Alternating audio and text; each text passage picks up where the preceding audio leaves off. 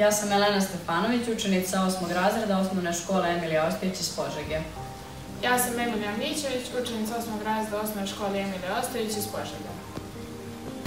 Svrha našeg projekta je zaštita životne sredine i ekonomično iskorištavanje prirodnih resursa. U banji imamo izvor termomineralne vode i tu je voda za lečenje. Ukoliko je temperatura u banji dobra, ovdje imamo senzor za vlagu i onda će sijati zip svetlo crvenom bojom.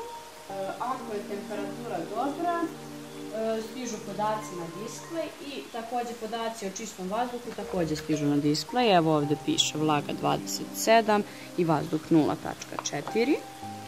Ovdje također imamo i robota koji goste dovoze do njihovih kuća ili do koncertne dvorane, do koje mogu da dođu i osobe sa invaliditetom, pa i njima dostupno.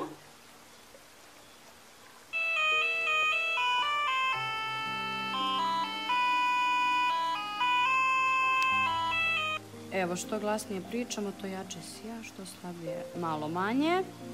I meri tako buku i ako je previše glasno do kraja će zasijati, gosti tada trebaju da znaju da treba da budu malo tiši.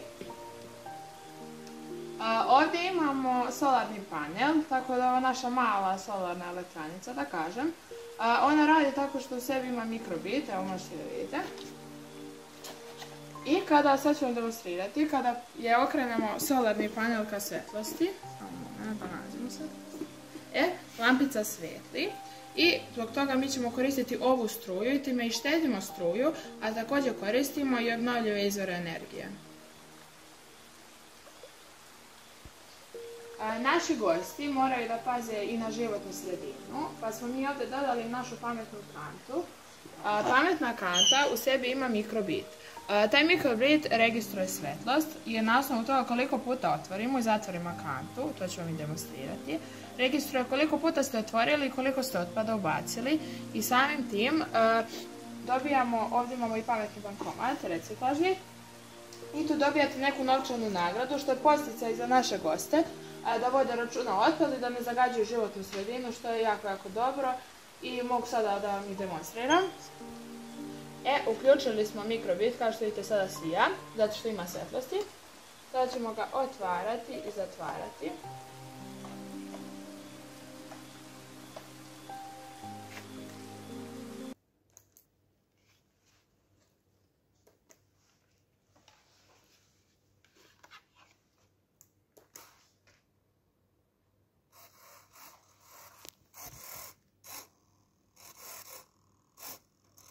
Naša banja je ekološka, mi ovdje imamo robota koji prikuplja otpad i odnosi ga u reciklažno dvorište.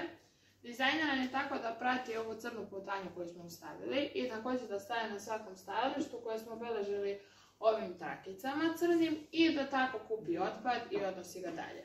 Sad ću vam to i pokazati.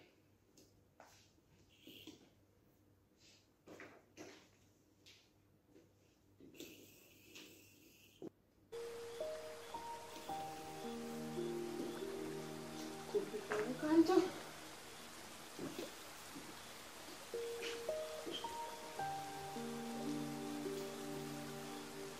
Kupi drugu.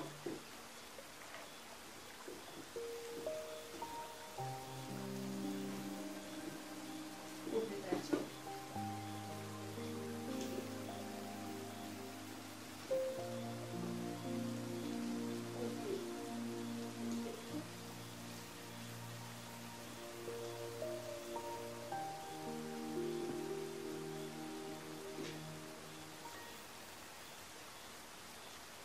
I sad se zaustavlja kod reciklažnog dvorišta.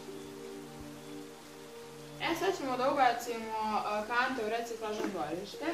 Reciklažno dvorišta su mjesta gdje se otpad isključivo sortira i odnosi u fabrike.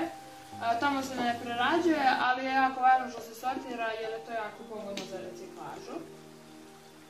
Bilo bi zanimljivo recimo to što je kod nas sada postoje samo 3 reciklažna dvorišta, nažalost. Ali je prema jednom planu koji je doneo Zavod za životne sredine treba da se izgradi u svakoj opštini po neki centar za reciklažu. Ne mora to striktno da bude reciklažno dvorište, ali neki centar što bi bilo jako pogodno za recimo komunalna preduzeća. Zato što komunalna preduzeća ponekad su im deponije jako udaljene, posebno u nekim seoskim oblastima.